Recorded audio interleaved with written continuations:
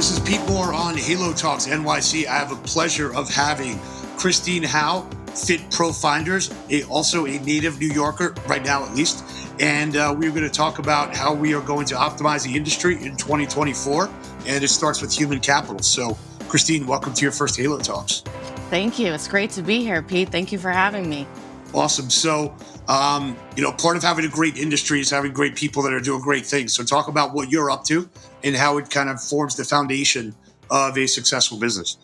Sure. So I've been staffing and recruiting here in the fitness and wellness industry basically my entire career. So coming up on 12 to 13 years now. And a little over a year and a half ago, I decided to venture out onto my own and started a staffing service called Fit Pro Finders, and we cater specifically to the health, wellness, and fitness industry, or to the Halo world, and work in particular with small to mid-sized companies, independently owned, funded by private equity, franchise owned and operated, and even your corporate and big box facilities as well. And what we do is we help them find the people, find the personnel that drive our industry here. So, I've been in this industry since 1999. So I've got some dated years on you here. Maybe. The health club industry, as well as the boutique fitness industry in general, have typically used, either whether, refer a friend from somebody, who's maybe a friend of a friend in a personal trainer or somebody that works at the location. A lot of people, post up ads on Craigslist or ZipRecruiter and then end up parsing through thousands of resumes to find it. At times I'll say, hey, why don't you just go get a recruiter, pay that person and their team to actually do the work and optimize your own time, optimize the personnel that you're going to get, and actually have, like a job description that actually somebody's like referring to instead of just trying to meet somebody, they smile nice and therefore they're hired. So talk about how maybe the industry has started to actually pay for services and or lack thereof, and kind of where are we in that, that spectrum of this is what smart companies do, this is what bootstrap companies do.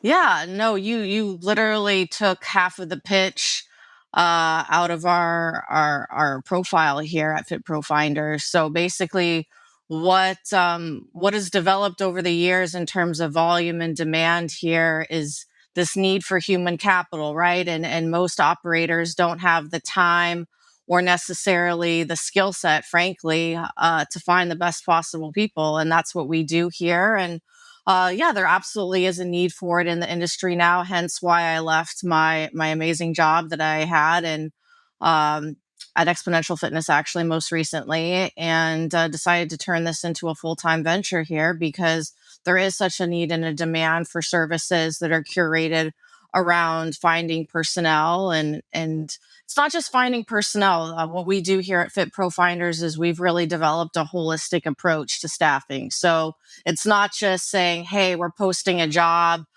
which is basically, as you said, what people are doing, and here's a resume, right? Right. What we're doing is we're taking a holistic approach in the sense that we're looking at soup to nuts, what this position entails, from the interview process to the onboarding process to the compensation plan to the culture of the company and the organization, to the output in terms of the growth opportunities and how people can potentially scale within these organizations. So it's really coaching hiring managers and owners on how to put forth the best possible product as in a position that people are going to want to thrive in. So, in addition to finding the personnel to do so. So when you take a look at a company and they tell you, hey, I want to hire a certain amount of people, I want to pay this amount of let's just take a group exercise instructor as an example. Some people brag to me and say like, hey, I pay $35 or $45, per class to my instructors. And, they're okay. They're pretty good. But, it's almost like a badge of honor to say how little you pay your instructor. Whereas I kind of flip it around and we do this Halo Academy course where I'm like, hey, look, a Soul Cycle instructor, they might make $200 to $500, for that 45-minute class because they generate $2,000 of revenue. And they're basically like the equivalent of like for lack of a better term, like a little mini Taylor Swift to like their 200 or 300, tribe members. So stop thinking about this as a revenue. Stop thinking about this as like an expense reduction HR game, and think about it as like a revenue optimization game. So one, how many groups think like that as a percentage, if you could say, and calibrate? And two, how do you get people over the cross the chasm of like, you actually want to pay more because you're going to keep them. They're going to be happy. They're not going to be working at 4 other locations at the same time, and basically porting their member base around. Is like your member base and theirs is kind of like now like fully entwined.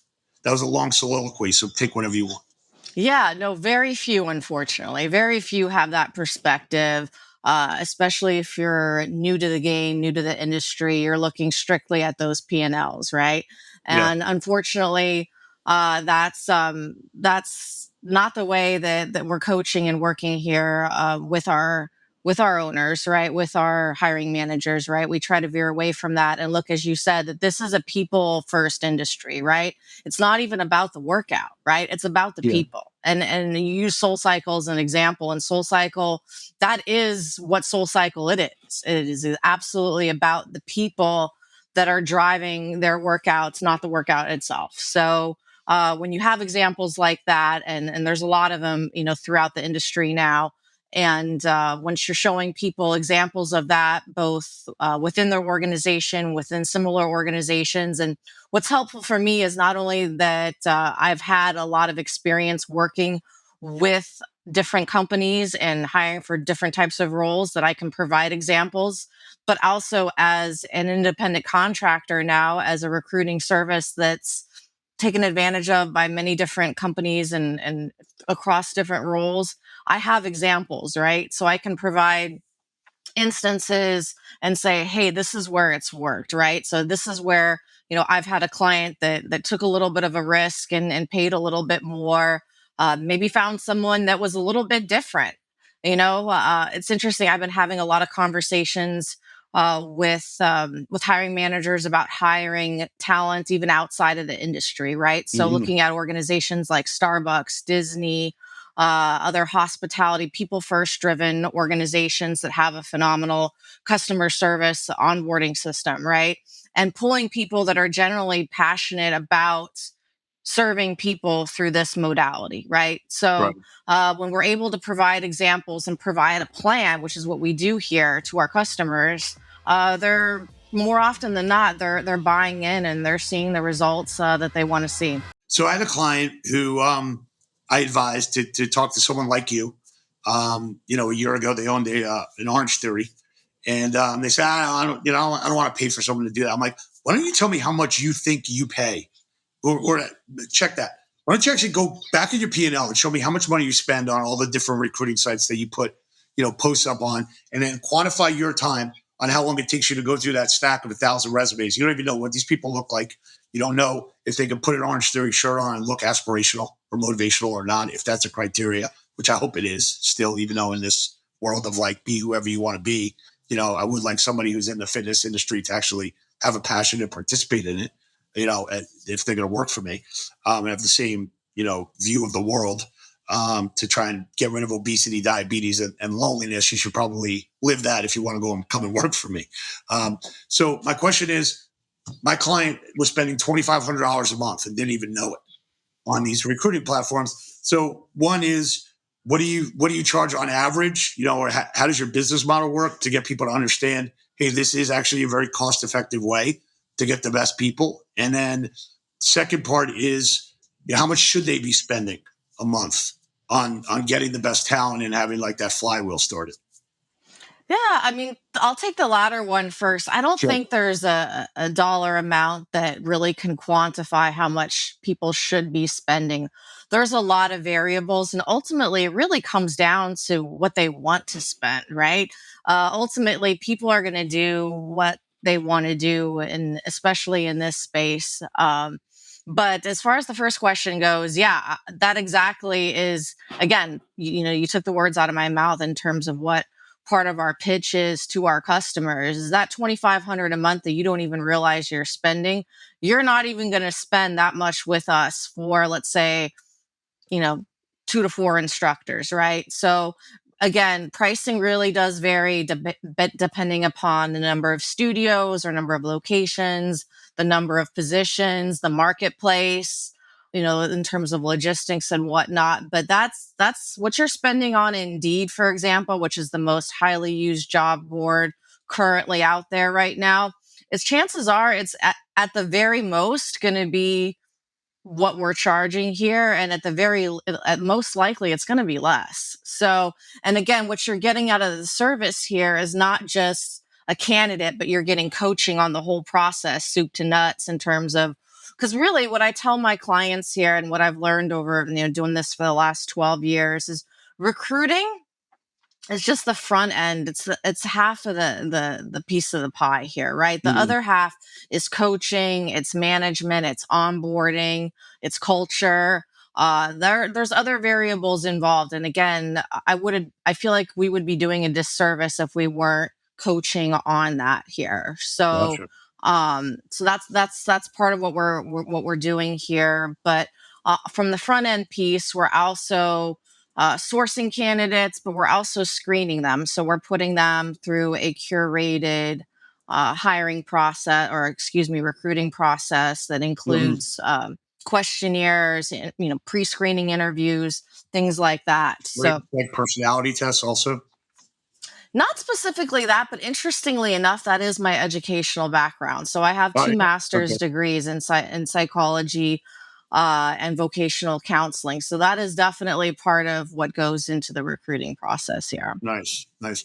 So let me ask you a question, just from your business model that you have now. Obviously, if you placed me as a spin instructor, which I'm not, but maybe you can turn me into one, and you placed me there for, let's say, like a year or 2 years, how do you kind of pressure? How do you like indicate to your clients that, hey, look, I'm going to get you these candidates.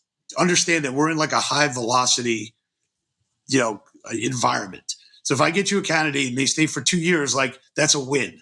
Whereas, like, obviously if somebody leaves after 60, 90 days, it wasn't a fit. And, we have to go back and kind of retrace our steps on finding you a new candidate. So what do you tell people from a standpoint of, like, hey, you've got like an average of three, your employees have an average of like 2 year tenure or 3 year tenure. Like, is that good or bad in this current, like, day and age where people move jobs a lot? Yeah, I think that's great. But what we're looking for here, and what's part of our pitch to our candidates, is opportunity to scale and grow within an organization. And typically, the businesses that I'm working with, fortunately, do have a lot of opportunity for that. Right, they're multi-unit that have opportunities to grow from a trainer, coach, instructor to a lead Right. trainer, coach, instructor to a manager to a multi-unit manager and up, right? So really what we're speaking to on both sides, to the candidate and to the hiring manager, is being able to provide internal growth opportunities. And really what we're trying to build is a culture where these businesses are able to farm and to promote from within, and they're creating a space and a plan for these new hires to do that internally. But to your point, though, 2 years is great in this day and age, particularly in this industry where there is a lot of competition. And I speak to that definitely to the clients when we're going through the initial conversation, as far as what some of the one of the things I always ask, for example, is what have you been doing up until now in terms of recruiting, and what have some of the challenges been? And that almost always comes up on the list as, I lose people, they leave me after 2 days, 2 weeks, they get another job that pays $2 an hour more, whatever the case may be. And that's something that we talk through. Is there is a lot of competition, in particular in this industry. So as long as they are understanding that and how they can be competitive, and it's not always necessarily with pay. There's other variables that we've spoken to here today that are factors as well. So let me run two potential client scenarios by you and tell me if this is what you do or how you would attack it. So we'll do it sequentially. So the first one is, we've got a client down in Florida. They're opening up a two-room boutique fitness studio. One of it's going to be a spin, and one of it's probably going to be something related to breath work and stretching. They're about to sign a lease, and they basically need to hire, a dozen people, let's say, to open up and run the schedule and run the studio, as well as maybe have an F&B, food and beverage component. So on the front end of that, how would you come into that situation? And would you say, hey, look, tell me exactly who you want to hire. There's some interesting dynamics related to this because it's got a music slant to it, and it's got a religious slant to it. It's kind of unique business model. Would you come in and say, hey, look, I'm going to take care of everything. Let's go through job descriptions. Let me understand the DNA of this business. And I'm going to go and staff your entire, launch studio? Or like, how would you think about that? Or would you say, hey, let me get you the top 3 people and find everybody else locally? Yeah, I think we would start with, the must need right now. And a lot of that depends upon the timeline for opening and their build out and pre-sale model, right? I work with a lot of clients that are in the pre-sale process. So, that's a very common scenario. That's a very common client that we get here at Fit Pro Finders. So I would say, what do we need right now to get the business going here, right? And what's our timeline looking like in terms of, what's our pre-sale or pre-opening going to look like? What is our soft opening, grand opening, first, 90 days, 6 months, things like that. And then we'll start with those positions that we need right now. And then as the business continues to move along, we'll finish with staffing for the roles that they need to complete their business model. Got it. Okay, so if anyone's in that situation, you in the show notes, you'll see Christine's information and get in touch with her on the pre-launch, please. Second scenario is I just met yesterday with a company that's starting a franchise, mid-sized to let's call them like Planet Fitness 2.0 type of locations. They have aspirations of having 250 plus franchise locations, and they want to identify managers to basically try and take over different areas. And those area developers would then be able to raise capital down the road. So if you were to be introduced to this franchisor, what would they need to have on their end for you to say, all right, like I could work with you? Would they need to have like a head of HR, which we like to call the head of player personnel? Is like our team sports, related term.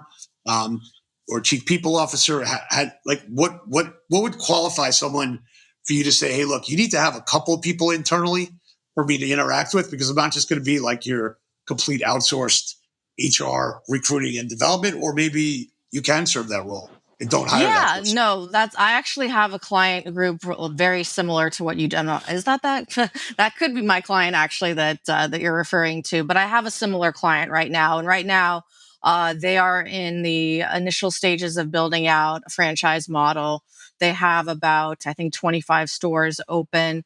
They definitely do not have an HR or people personnel department or individual built out yet. It's just a bunch of partners, mostly from the PE space. So no, I definitely don't need that to get going on staffing. Right. I think we just need a plan and a timeline and identify what that key role is that we're starting with first and foremost, similar to what we just discussed. But as long as we have a plan, we've got funding in terms of being able to staff the position, and we know what we're going to be paying for the role and what it's going to look like. We'll talk through that. As I mentioned, that's part of the service that I offer as well if needed. And we'll get going on filling the position. So before we sign off here, if we kind of pivot towards, I'm a potential general manager candidate or district manager. Is there a sheet that you provide candidates, or can you kind of talk about, what questions people should be prepared to answer? What kind of tips that you have, whether it's on your website or whether that's something we can put in the show notes, is like for the employee to kind of get their act together and make sure that they're prepared. Yes, no, that's fantastic. We do actually for both interviewers and interviewees, Yeah. actually. And Cool. yeah, I think the key thing is just to really um, be authentic, be yourself. I think, uh, and the right position will find you, right. But you have to put yourself out there. I say, one of my catchphrases, as I say, is that as a recruiter here in this space, I'm somewhat of a matchmaker, right. And so recruiting is very very similar to dating, and I would say The advice would be similar in the sense that be authentic, be yourself, ask questions that are important to you. Um, and really try to understand, what the culture of the business is, what their plans are for scaling and for growth, what type of coaching and training opportunities there are. I think a big one that a lot of people don't ask is, how is my performance going to be measured and managed? Right? Mhm. Like for me, that's a big one, right? I'll ask my clients that, like, how are we measuring what we're doing here in our engagement? But I think that goes both ways to candidates that are looking for a new position and things that they're going to want to know. But really, just being yourself, right? I feel like we shouldn't be trying to um, fit into a role that we think we need or want, based off of some initial specs that we're attracted to. We should really be authentic to who we are, what our strengths are, what our challenges are that we're looking to hone in on in a new position, and how this new position can potentially get us from point A to point B. Yeah, look, I come from an investment banking background, so I used to get dressed up in a suit and a tie, every day to go to work. Thankfully, I don't ever do that anymore. Um, but if you have somebody coming in, and this is a question I don't think people really think about, but if I'm going in and let's say I'm going in and you have like a COO candidate position for a a ten club chain. Should I show up in like a suit and a tie, even though I know that that's not the that's not the dress code? And should I be wearing jeans, or is that too, like I'm not taking this too seriously? How do you advise people in this industry on what I should wear based on what I'm applying for, based on like going deep into my closet to pretend like I'm still a banker when like you're not really hiring me for that dress up show? I mean, I think it comes down to showing effort. So, being a New Yorker, I would say that putting that professional foot forward always matters.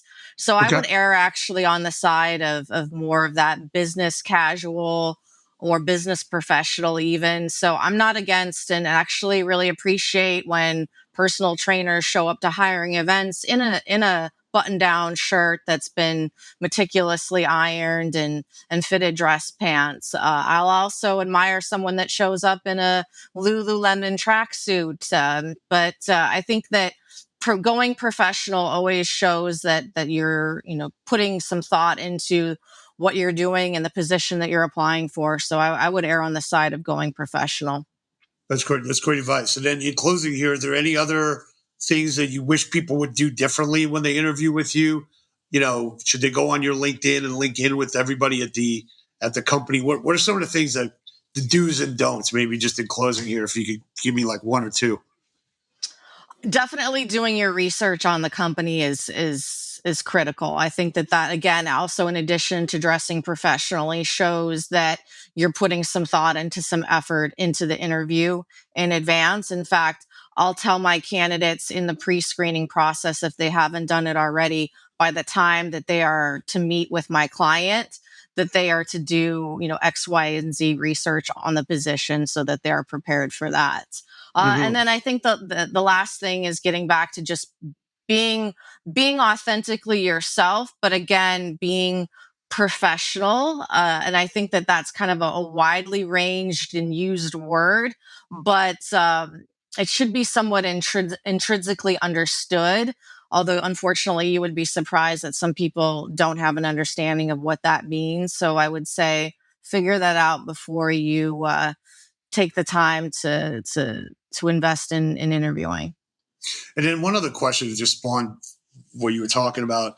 If you're a matchmaker, you're not really on one side of the transaction. No, Obviously, I'm representing a client, but I'm also trying to represent the employee. I'm not trying to give that employee necessarily, I'm just thinking out loud here. You're not trying to give them like an unfair advantage, but you're actually trying to set them up to actually make the match work. And so you really like kind of optimizing both sides of the market, if you will, and not necessarily like I'm just going to be looking out for my client, because that might not be the only thing that matters. I might have to look out for the interviewee to make sure that they present themselves in the best light and probably how they really are, and not necessarily like handicap themselves on that interview. Is that accurate?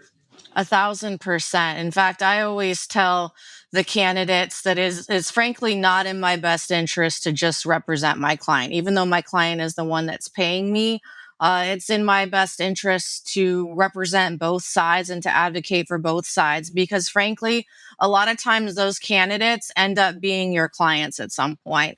Yeah. Or conversely, my candidate is the product of my service, right? So if my candidate is not happy in the position that they are in, or if they're not even happy with the interview process that they get from my client, that's not going to serve my bottom line here at Yeah. all. Yeah. So it really does behoove me to have these types of two-sided conversations with both my candidates and clients and to represent them both um, to this with the same level of conscientiousness because that candidate is really is representing me and their success will dictate whether or not that client decides to use me again, or which most of my business comes from referrals, right? So I'm really looking to that client to potentially introduce me to other clients as well. So again, that's not going to happen if they're not happy with the candidate that they hire from me.